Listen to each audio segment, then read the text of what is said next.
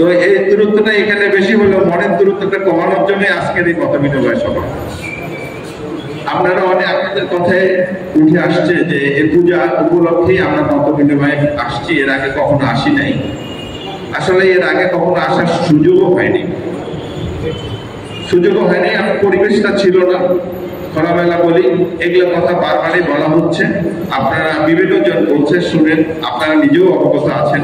গত 15-16 বছর থেকে আমরা আসলে আপনাদের কাছে যাওয়ার সুযোগ পাইনি, আন্তরিকতা থাকলেও পাইনি।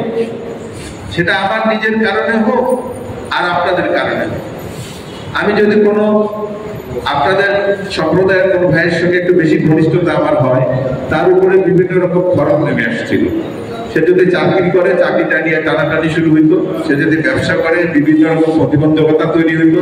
সে যদি সরকারের কোনো সুযোগ সুবিধা ভোগী হয়ে থাকে, তা সেটা বন্ধর একটা থাকতো ইত্যাদি কারণে আমি আসলে আমার ইচ্ছা থাকা সত্ত্বেও আপনাদের ওরকম আপনাদের সঙ্গে ঘনিষ্ঠতা করতে পারিনি, আপনাদের কাছাকাছি যেতে পারি। এখন একটা সমতকে হইতে পারি ধানের শীষে। গত 18 সালে ইলেকশন করেছি, তো সেই ভোটের জন্য আপনাদের কাছে আসি নাই। আমি বিশ্বাস করি সম্পর্কটা রিসিপ্রোকাল হইতে হবে, ওই যে আদান প্রদান যেমন হয় তেমন হইতে হবে। আপনারা আমাকে ভালোবাসবেন, আমি আপনাদেরকে ভালোবাসবো। আমি ভালোবাসলে আপনাদের পাশে থাকলে তবে না আপনারা আমার থেকে আন্তরিক হবেন, এই বিশ্বাসটা আমি করি। তো এই সুযোগ ছিল না, আসতে পারিনি। আগে আমাকে পরীক্ষা করেন, তারপরে আমি অন্য জিনিসের চিন্তা করি। ভোট দিবেন না দিবেন সেটা পরের বিষয়, আমি সেই ভোট আপনাদের কাছে চাবো না, এটা আপনাদের বিবেকের কাছে ছেড়ে দেবো। তো এই সুযোগটা আমি চাচ্ছি আপনাদের কাছে আসতে। আজকে শুধু পূজা উপলক্ষে এই মত বিনিময় সভা, এটা একটা ওকেশন। আপনারা যে কোনো অনুষ্ঠানে আমাকে ডাকবেন, আমি যাওয়ার চেষ্টা করবো, পাশে থাকার চেষ্টা করবো। বিভিন্ন পদবিতে থাকার কারণে তার উপরে হয়তো একটা আক্রোশটাও ছিল। আমরাও কিন্তু অনেক অত্যাচারিত, নিপীড়িত, অনেক মামলা হামলা।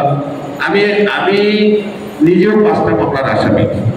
আপনারা 15-16 বছর থেকে আমাকে দেখতেছেন, আমাকে জানতেছেন, আরো শুনবেন। আমার কার্যক্রমে কি আমি মামলা খাওয়ার মতো কারণ কাজ করছি কিনা বলে কি মনে করেন যে আমি ওরকম কাজে ছিলাম? আমি আমার রাজনৈতিক কার্যক্রম তো দূরের কথা, সামাজিক কার্যক্রমগুলো তো বাধাপ্রাপ্ত হয়েছিলাম। আমার এক ইউনিয়নের সভাপতি রানু ভাই মারা গেছে, আসতে পারিনি, কবরটা জিয়ারত করতে গেছি। সেখানে আমার উপরে ছুরি বলম ইত্যাদি দিয়ে আক্রমণ হয়েছে, আপনারা অনেকেই হয়তো শুনছিলেন। আমি আমার অফিসে বসে মিটিং করতে পারি না, আমাকে অফিসের মধ্যেও মিটিং করতে দেবে না। আমি ওখানেও আক্রান্ত হয়েছি। আমি পরখাতা দিয়ে আসতে পারি না নিশ্চিন্তে, আমার গাড়ি বাবারে হামলা হয়, তল্লাশি হয়। এই রকম অবস্থা ফেস করে আসছি। এখন একটা সমতল ভূমি আসছে।